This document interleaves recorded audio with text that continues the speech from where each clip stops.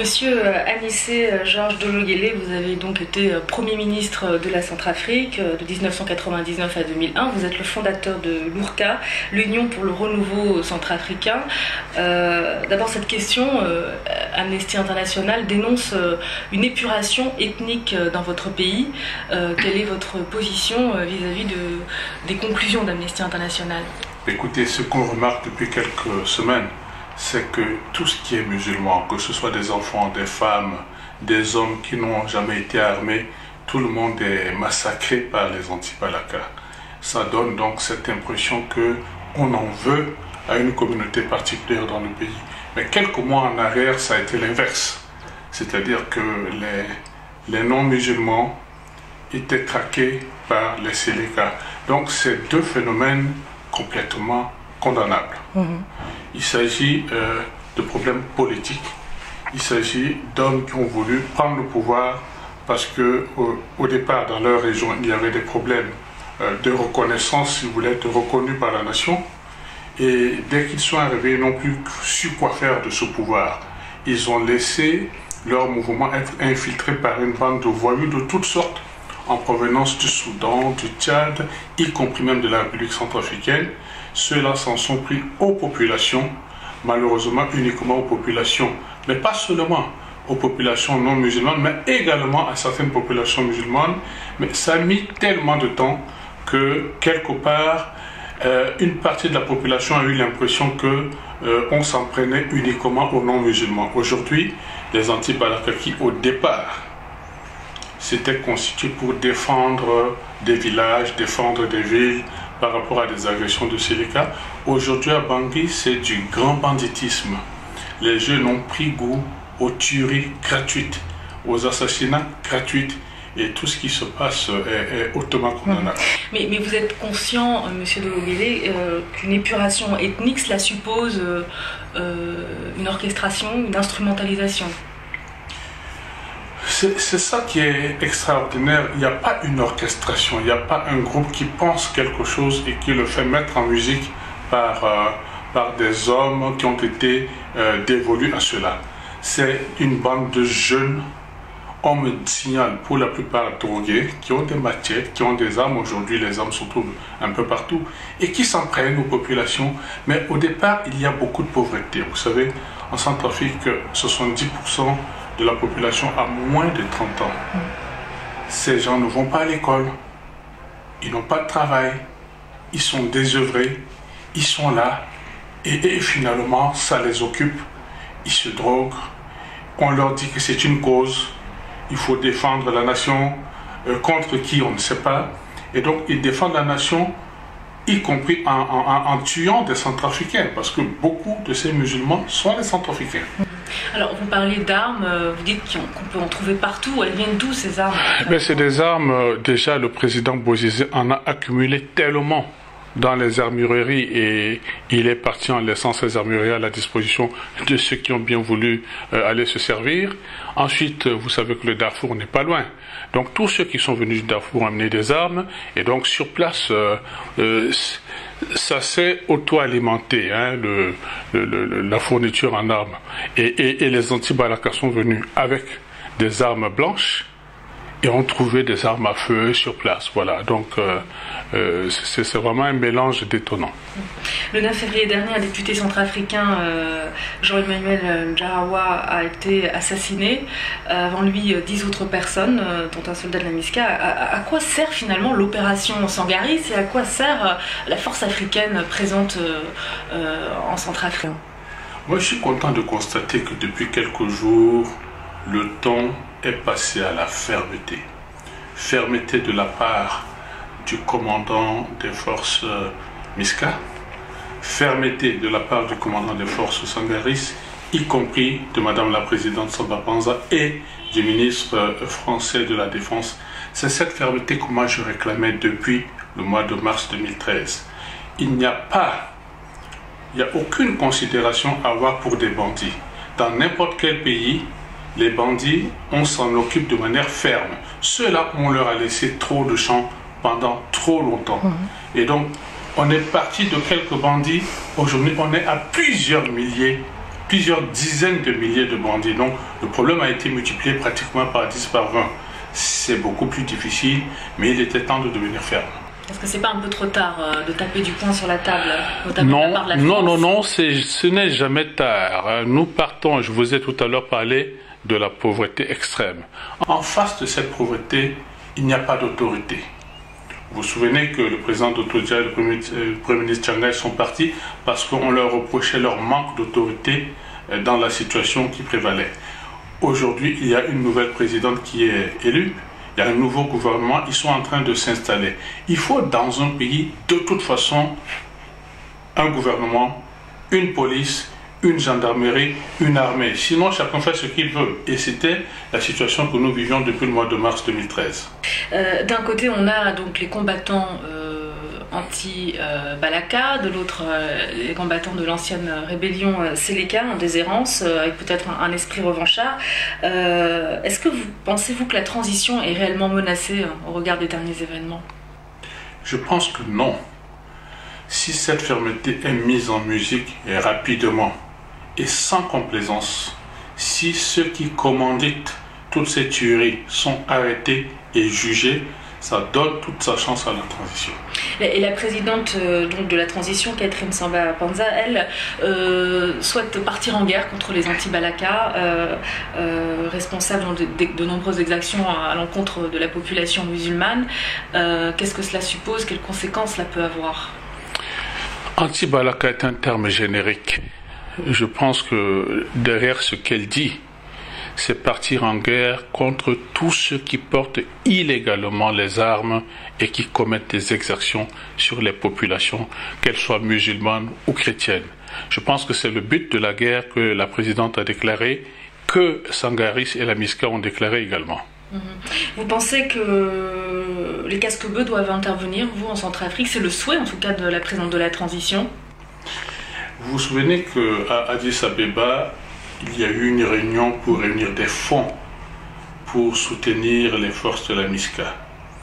Il se pose le problème de financement. Et il se pose également le problème d'effectifs en hommes. C'est un territoire très vaste, c'est 623 000 km². Il faut du monde pour ramasser toutes ces armes et imposer la paix pendant les opérations électorales.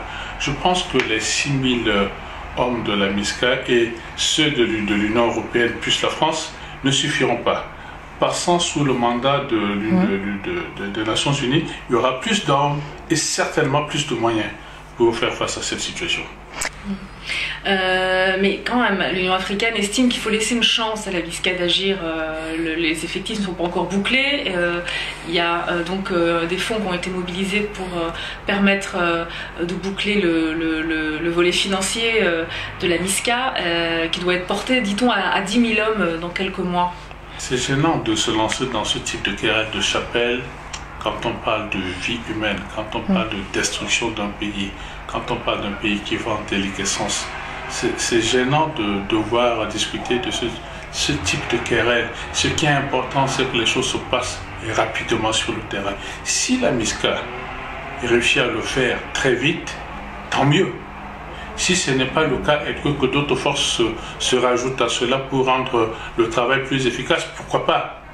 Je pense que l'important, c'est que rapidement, la sécurité revienne en Centrafrique, que les Centrafricains réapprennent à vivre ensemble et qu'ils se mettent en position d'élire des autorités qui seront légitimes.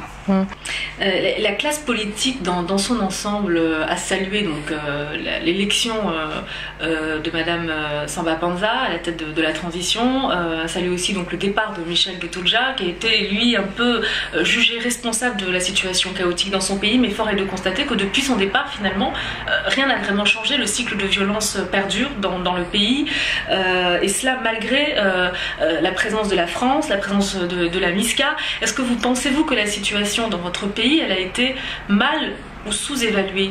Oui, je pense qu'elle a été sous-évaluée. Y compris par la France? Je pense qu'elle a été sous-évaluée par tout le monde. Je pense qu'au départ, on pensait que les Séléka, avec un peu de troupes, en sortant les muscles, ils allaient avoir peur et partir. Vous vous souvenez que le 5 décembre, quand la décision a été prise d'envoyer Sangaris à Bangui. C'est à ce moment, c'est ce jour que les anti-Balaka ont choisi pour attaquer Bangui. Alors, un phénomène qui était visible dans certaines villes de province s'est installé à Bangui et a compliqué la tâche et de Sangaris et de la MISCA. Ils étaient organisés pour lutter contre la Séléka. Ils se sont retrouvés avec, en train de séparer des Séléka et des anti-Balaka. Et je crois que ça a compliqué toute la tâche. Alors, vous saluez la volonté exprimée par le ministre français de la Défense, Jean-Yves Le Drian, d'envisager l'usage de la force donc pour venir à bout des bandits, des milices. C'est aussi le souhait de la présidente de la transition. Est-ce que vous souhaitez clairement que la guerre soit déclarée à l'encontre de ces bandits, comme la France a déclaré la guerre contre les djihadistes au Mali, sauf que là on n'est pas tout à fait dans le même cas de figure, parce que l'ennemi finalement a une certaine proximité avec la population civile en Centrafrique, beaucoup plus que les djihadistes au Mali, les djihadistes qui étaient retranchés notamment dans les Iforas. Écoutez, très clairement, je souhaite que les Centrafricains reviennent à la raison, parce que personne n'a envie d'être tué. Je souhaite que tous ces jeunes reviennent à la raison, qu'ils abandonnent toutes ces armes et qu'un processus de réconciliation se mette en place. Moi, j'ai été très peiné de voir tous ces avions qui transportaient des ressortissants, on dit étrangers, mais des personnes qui ont toujours vécu en Centrafrique, qui ont participé à l'économie centrafricaine, qui ont leurs racines en Centrafrique et qui ont dû être rapatriés chez elles. J'ai été très peiné par cela. Il faut faire en sorte que ce monde revienne, qu'il y ait l'harmonie entre les communautés comme avant, que ces jeunes se disent que de toute façon, les manipulations politiques derrière tout cela ne leur donnera pas plus de bonheur. Et donc que ces jeunes comprennent qu'il faut abandonner les armes avant que cet abandon se fasse par la force. Parce que dans tous les cas, ça se fera par la force, il y aura des conséquences. Il vaut mieux que ces jeunes reviennent à la raison et qu'ils abandonnent les armes comme il leur a été demandé par les autorités centrafricaines et par les forces qui sont en Centrafrique. Et s'agissant de l'engagement militaire de la France, qui a déployé l'opération Sangaris depuis le 5 décembre, on s'aperçoit aujourd'hui que malgré ce déploiement, l'insécurité perdure. Jean-Yves Le Drian, le ministre français de la Défense, n'exclut pas une prolongation du mandat donc, de l'opération Sangaris, alors qu'il avait dit lui-même que c'était une opération qui devait s'inscrire de manière à court terme en fait. Est-ce que c'est pas un constat d'échec ça déjà ? Non, je pense que c'est un peu comme on a dit tout à l'heure. Au départ, quand l'opération Sangaris avait été décidée, c'était pour aller désarmer les Séléka. Après, on s'est retrouvé avec les Séléka, mais aussi avec des anti-Balaka. Et les anti-Balaka, c'est une nébuleuse, en même temps que les Séléka. Donc, on se retrouve avec deux nébuleuses. C'est deux forces négatives assez importantes. Donc, ça a compliqué la tâche. Le fait que les forces françaises doivent prolonger leur séjour est à mon avis tout à fait souhaité. Alors, s'agissant de la transition, il y a une polémique. Il s'agit de la nomination du Premier ministre, André Zapayeke, économiste, vice-président de la Banque de développement des États de l'Afrique centrale. Notamment Martin Ziguélé, lui, regrette cette nomination et aurait préféré qu'un membre de l'opposition occupe ce poste. Ce n'est pas le cas et il le regrette. Est-ce que vous partagez son avis ? Moi, je pense que dans la situation actuelle de notre pays, nous autres hommes politiques centrafricains, qui sommes à l'origine de tous ces problèmes, nous devons faire montre d'une certaine sagesse. Un centrafricain, quel qu'il soit, s'il a la capacité de diriger un gouvernement et d'obtenir les résultats que nous souhaitons tous pour notre pays, c'est-à-dire une sécurisation rapide du pays, un processus de réconciliation nationale et une bonne organisation d'élections libres et transparentes, c'est ça l'essentiel. Ce n'est pas savoir quelle chapelle fournit le Premier ministre ou les ministres, c'est ce type de querelle qui nous a amenés dans cette situation que nous vivons aujourd'hui. Mais on voit bien que la transition ne suscite pas le consensus. Aujourd'hui, il y a ce problème, cette polémique autour de la nomination du Premier ministre, qui n'est pas issu de l'opposition. Il y a également les reproches des anti-Balaka qui s'estiment lésés. Je n'ai pas encore connu un gouvernement, quel qu'il soit, qui suscite l'engouement immédiat et total de toute une population. Quel que soit le gouvernement qu'on met en place, il y a toujours des mécontents. Donc, autant que ce gouvernement soit efficace. S'il n'est pas efficace, évidemment, il appartiendra au CNT, aux Centrafricains, à la presse, de dénoncer un certain nombre de choses pour que cela soit pris en compte. Mais pour le moment, ce gouvernement doit se mettre en place, se mettre au travail et s'attaquer aux maux qui sont nombreux. Et qu'est-ce que vous en attendez de ce gouvernement? Et rapidement, que la paix revienne, la sécurité d'abord, la paix, un processus de réconciliation nationale, une bonne organisation des élections présidentielles, législatives, et d'abord le référendum, et surtout créer les conditions pour que tous ces Centrafricains qui vivent en dehors de chez eux, soit à l'intérieur du pays, soit à l'extérieur du pays, reviennent. Et que les choses soient mises en place pour que l'aide parvienne et que l'État redémarre. Voilà. Vous attendez que ce gouvernement dit le réconciliation nationale instaure la paix. Est-ce qu'il en a vraiment les moyens? Il doit se donner les moyens. Parce qu'en fait, c'est un gouvernement qui se retrouve avec des forces importantes. La France avec la MISCA, l'Union européenne avec EUFOR, l'Union africaine avec la MISCA, et maintenant les FACA qui reviennent, qu'il va falloir encadrer et réarmer. Et donc ça fait quand même des forces importantes. Avec ça, je pense que le gouvernement a les moyens d'instaurer, d'imposer la sécurité et d'instaurer la paix. Alors vous avez fait allusion à l'Union européenne qui doit déployer une mission de 500 hommes. Est-ce que c'est suffisant, 500 hommes finalement? Vous savez, quelques mois en arrière, on ne parlait pas de l'Union européenne. Aujourd'hui, on parle de 500 hommes. Peut-être que demain, il y aura 1000, 1200. Donc c'est déjà un bon début. Et on parle également de réactiver le programme démobilisation, désarmement, réinsertion au point mort. Est-ce que c'est un programme qui, selon vous, dans le contexte actuel, dans l'immédiat, a des chances d'aboutir? Déjà, il faut faire un tri. Il faut faire un tri au niveau de toutes ces forces négatives qui portent des armes. Qui peut être démobilisé, qui ne doit pas être démobilisé? Qui est centrafricain, qui ne l'est pas? Qui a porté des armes parce qu'il a été recruté comme combattant? Quel est le voyou qui, drogué, s'est retrouvé avec une machette ou bien une arme et a décidé d'en faire usage pour... Donc il y a plusieurs catégories de personnes. Il ne faut pas légitimer tout le monde. Il faut faire un bon tri pour faire une bonne démobilisation, une bonne réinsertion. Mais comme je vous ai dit, derrière tout cela, il faut très vite que l'économie redémarre pour qu'il y ait des emplois, pour que ces jeunes soient occupés. Tant qu'ils ne seront pas occupés, il sera difficile de leur demander de ne pas faire ce qu'ils font.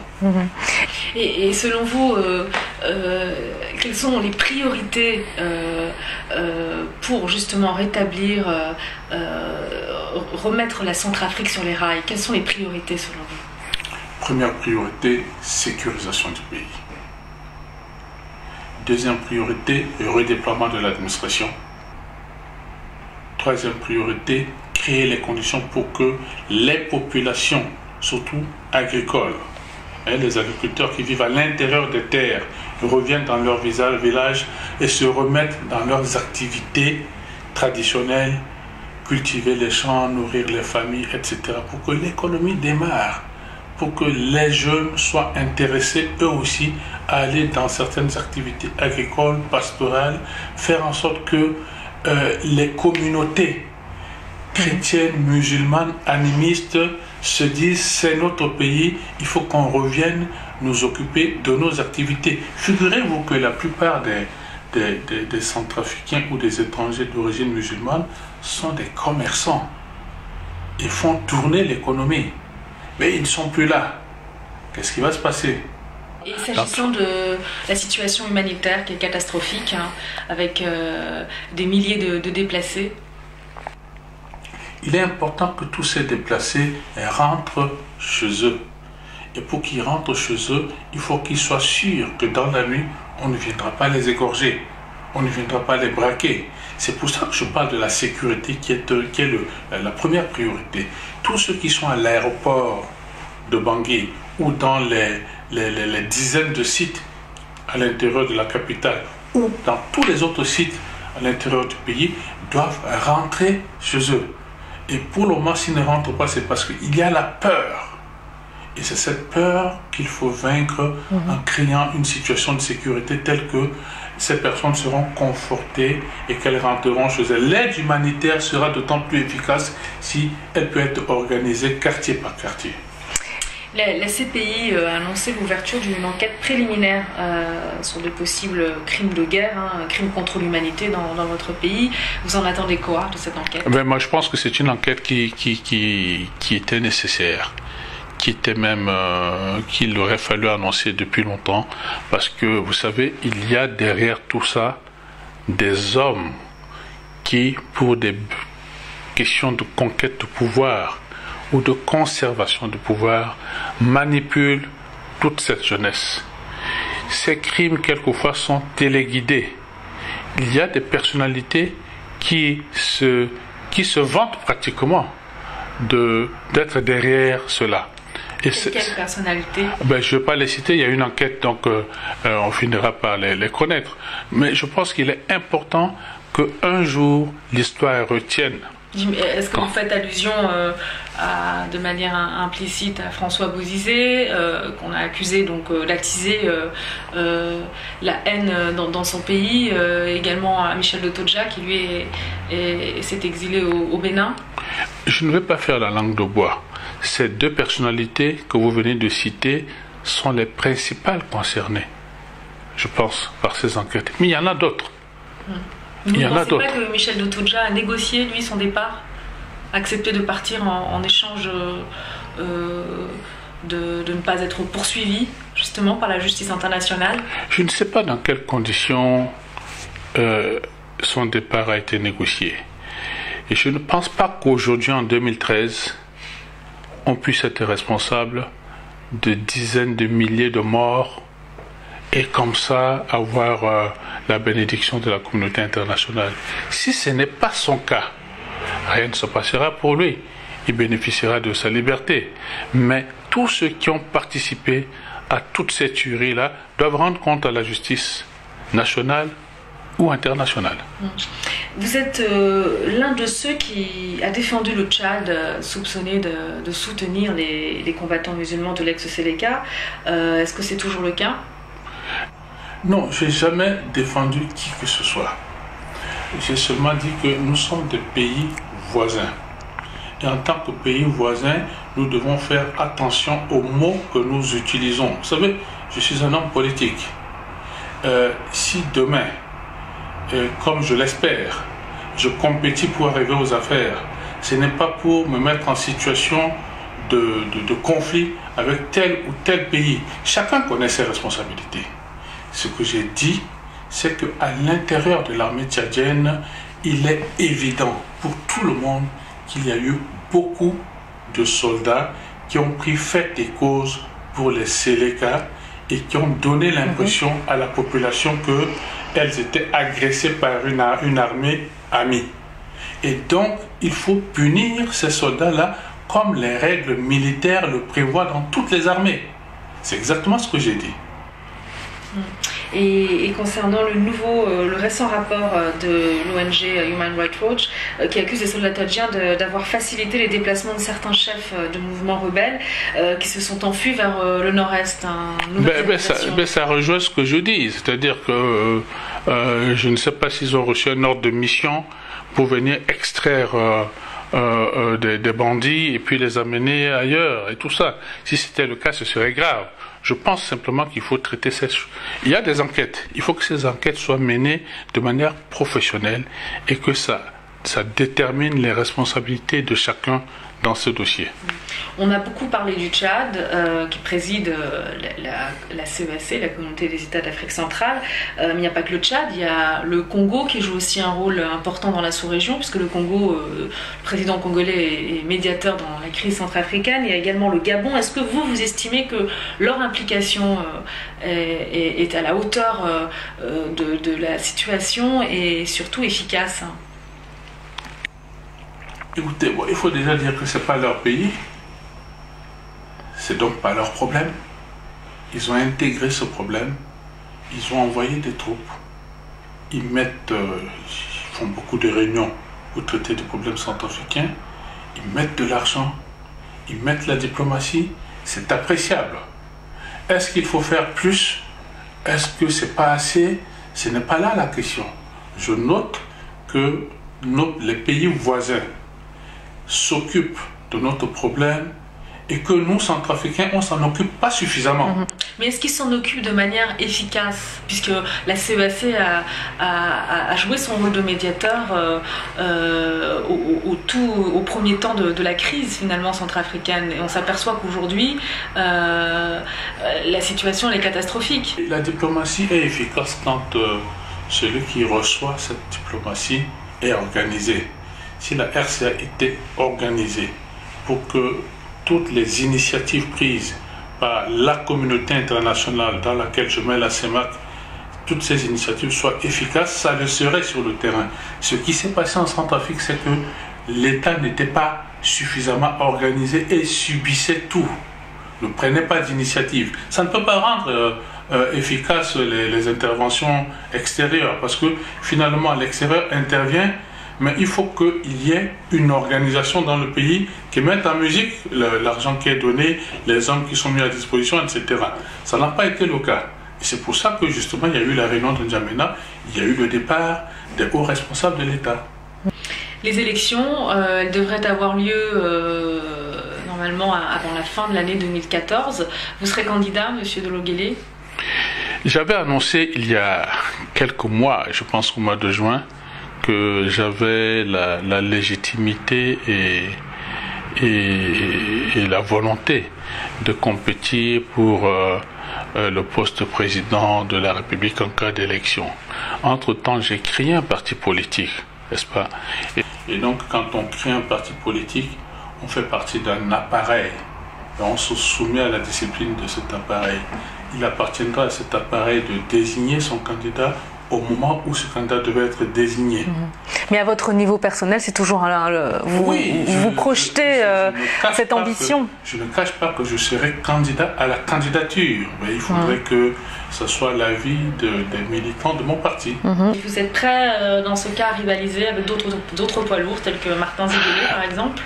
Oui, je ne sais pas si lui ou moi sommes plus poids lourds que d'autres. Il faut respecter tous les Centrafricains qui décideront d'entrer en compétition. Très bien, monsieur Anissé Georges Dologele, je rappelle donc que vous avez été Premier ministre de la Centrafrique. Vous êtes le fondateur du parti Urca, l'Union pour le renouveau centrafricain. Merci. C'est moi qui vous remercie.